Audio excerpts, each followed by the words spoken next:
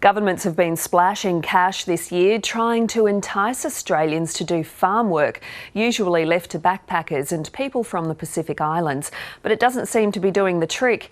In Queensland, the government is offering up to $1,500 for unemployed Australians to go rural for work.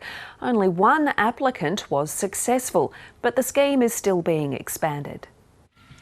Wayne Russell is just the kind of worker farmers want.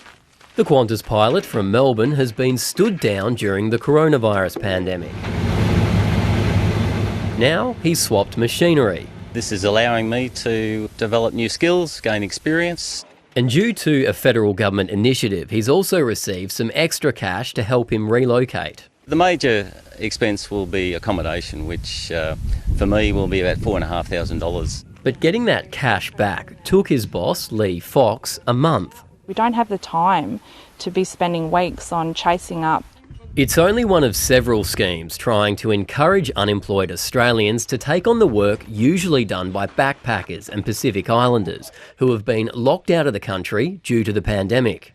But the federal program has only attracted 148 people so far.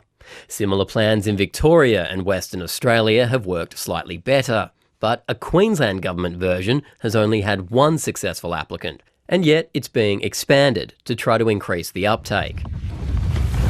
On this Queensland farm, the harvest is plentiful, but the workforce, not so much.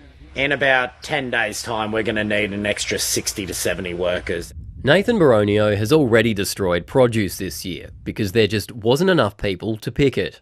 This resulted in crop loss of $500,000 to $600,000. The sector is predicting a shortage of 26,000 workers. We're certainly telling our growers to prepare for the worst in early 2021. The fruit and veg industry doesn't have a good reputation when it comes to pay and work conditions, which deters some Aussie workers. A report out today, commissioned by the Australian Workers Union, found some berry pickers in New South Wales were earning as little as $3 an hour. People who work in horticulture deserve to be treated appropriately and paid properly.